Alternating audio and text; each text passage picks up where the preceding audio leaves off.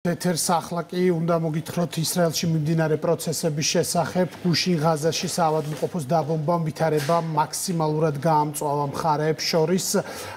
ჩვენი კორესპონდენტი ილანა ჯანაშვილი უნდა ჩავრთოთ ახლა პირდაპირ ეთერში, რომელიც მოგვიყვება თუ რა მდგომარეობაა ბოლო მონაცემებით ისრაელში. განსაკუთრებით ეს საინტერესოა იმ ფონზე, როდესაც ამერიკის შეერთებული შტატების პრეზიდენტი ბაიდენი იმყოფებოდა, მან გააკეთა თელ-ავივში განცხადებები. ილანა, მოდი რო შეგვიფასო ზოგადად პროცესი დღის ბოლოს რამდენად შეგვიძლია ვთქვათ, რომ ვითარება გაუმჯობესდა, გაუარესდა, რა ხდება? გამარჯობათ საჰაერო განგაშის მიხედვით ვითარება არ გაუმჯობესებულა, როგორც კი პრეზიდენტ ჯო ბაიდენის თვითმფრინავმა დატოვა ისრაელის საზღვრები, დაიბომბა აეროპორტის გვერდით ქალაქები, აქამდე გრძელდება საჰაერო თავდასხმა ქალაქ თელ-ავივზე და მის გვერდით მყოფ ქალაქებზე ზუსტად 15 წუთის წინ გაისმა განგაშის ხმა და გავიგეთ ასევე რაკეტების აფეთქების ხმა. ასევე ერთ-ერთ მთავარ თემად დღეს საჰაერო იერიშის გარდა იყო ის, რომ პრეზიდენტი ჯო ბაიდენი ესტუმრა ისრაელს. ის არის პირველი ამერიკის საერთაშორისო შტატების პრეზიდენტი, რომელიც ისრაელში ჩამოვიდა ომის დროს. კითხვის ნიშნის ქვეშ იდგა გუშინდელ განვითარებულ ვითარებასთან ერთად მისი ჩამოსვლა ისრაელში, რადგან როგორც მოგეხსენებათ და როგორც აღნიშნეთ, ღაზაში ერთ-ერთი საავადმყოფო დაიბომბა, ხამასმა იქვე გააკეთა განცხადება, რომ ეს ისრაელის ცაალის მიერ იყო განხორციელებული, რაზეც დღეს დილით ისრაელის ჯარის პრესპიკერმა პრესკონფერენცია გამართა და პრესას გააცნო ის მიზეზები, თუ რატომ არ იყო ისრაელის ჯარი გარეული ამაში. უმეტესი დოკუმენტი თუ რატომ არ არის ისრაელი დამნაშავე ღაზაში გუშინდელი საავადმყოფოს დაბომბვისა, უკვე ბაიდენს გააცნეს და არ გახდა პრესისთვის ცნობილი. სამი მთავარი მიზეზი იყო ის პირველ რიგში, რომ ისრაელის ცალი იმ დროისთვის არ ბომბავდა წერტილოვნად ღაზას ტერიტორიას. მეორე იყო ვიდეო მასალა, რომელიც ალ-ჯაზირამ გამოაქვეყნა, სადაც ნათლად ჩანს, რომ რაკეტა მოფრინავდა ისრაელის მიმართულებით და უბრალოდ ჩამოვარდა გზად. ვერ გამართეს სწორად და მესამე იყო ნალაპარაკების ჩანაწერი, სადაც თვითონ ღაზაში მცხოვრებლები ლაპარაკობენ, რომ ესეთი რაკეტებით ისრაელი არ ბომბავს არასდროს რაღაც არ გვინახიაო, როგორც ჩანს სასაფლაოდან დასროლი რაკეტა მოხვდა ჩვენს საავადმყოფოსო, რის შემდეგაც პრეზიდენტი ბაიდენი გამოვიდა და განაცხადა, რომ ისრაელი არ არის დამნაშავე ამ საჰაერო თავდასხმაზე. დიდ კითხვად რჩება, ხამასმა განახორციელა თვითონ ეს საჰაერო თავდასხმა თუ ისლამურმა ჯიადმა, ეს იყო შემთხვევითი მოვლენა თუ მათ სპეციალურად სცადეს პროვოკაცია მოეწყოთ ბაიდენის ჩამოსვლის წინ ისრაელში.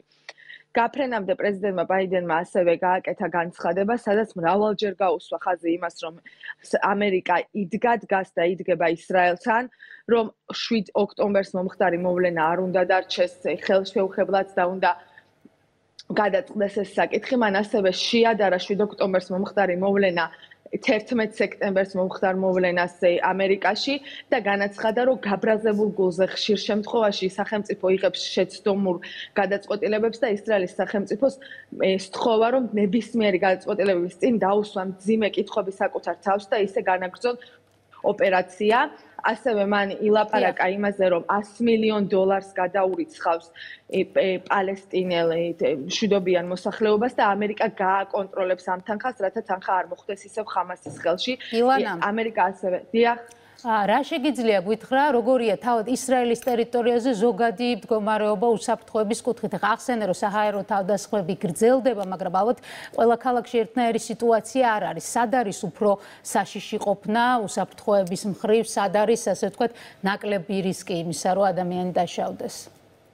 ამ დროისთვის შეიძლება ითქვას, რომ ისრაელის ნებისმიერ ქალაქში არ ხარ ბოლომდე დაცული, რადგან სამხრეთით ნასროლი რაკეტები უკვე ისრაელის ჩრდილოეთს აღწევენ, რაც ეს არ ყოფილა აქამდე არასდროს, მიაღწიეს ქალაქ ცვაც. ასევე ჩრდილოეთიდან ხიზბალა ბომბავს ისრაელს და იერუსალიმში რამდენიმე დღის წინ იერუსალიმის გვერდით მაცხოვრებელი პალესტინელები გამოვიდნენ და მიტინგის მოწყობას სცადეს, ასევე დაესხნენ თავს პოლიციას. ამიტომ რო ვთქვათ, რომ ეს სადღაც ვიღაც უფრო მშვიდად გრძნობ თავს, არასდროს არ იცი სად მოგიწევს განგაშის ხმა. დღეს ზუსტად საავადმყოფოში რომ ვიყავით და გავიცანით ოჯახი, უკან რომ მოვდიოდით რიშონში, თავზე აგვიფეთქდა ზუსტად რაკეტა, დავინახეთ როგორ ფეთქდებოდა და იშლებოდა ნაწილებად. ჩვენ ველოდებით დღეს შენგან ერთი ოჯახის ისტორიას, რომელიც ასწავლებრივად გადაურჩა ჰამასის თავდასხმას. რა ისტორია ეს მოგვეყევი და როგორ განვითარდა იქ მოვლენები? დღეს როგორც აღნიშნე, ზუსტად ვიყავით ისრაელის ერთ-ერთ საავადმყოფოში და გავიცანით კიბუც ხოლიჩი მაცხოვრებელი ოჯახი, რომელიც შეიკრიბნენ ერთად, რაცა პარასკევი დღე აღნიშნათ და ასევე ებრაული დღესასწაულის სიმხად თორა. ისინი ცხოვრობენ ღაზას სექტორის საზღვართან ახლოს.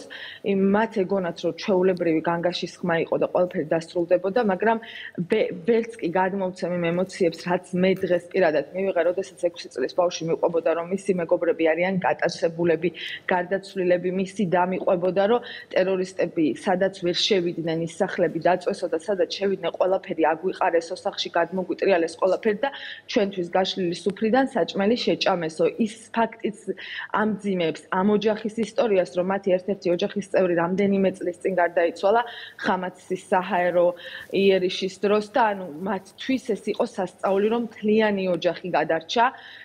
ყველანი იქ იყვნენ დიდი ბებიიდან დაწყებული ყველაზე პატარა შვილიშვილი ჩათვლით და მიუხედავად იმისა, რომ ოჯახის უმეტესმა ნაწილმა ჭრილობები მიიღო და მათ მძიმე ოპერაცია გადაიტანეს, ისინი ეძახიან, რომ ყველაზე მთავარი არის ის, რომ ისინი გადარჩნენ და ისინი ისევ არიან ერთად. დიდი მადლობა.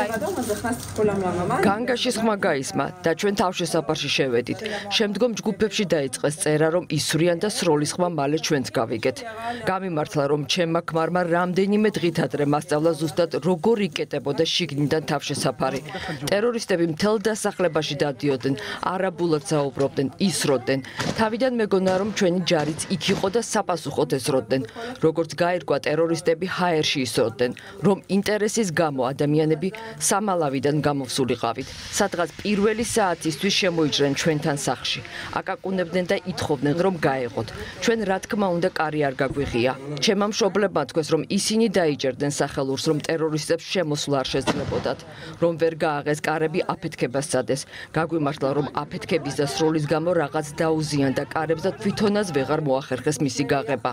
მინიმუმ 2 ჯერ დაბრუნდნენ ჩვენთან და კარის გაღება კიდევ სცადეს.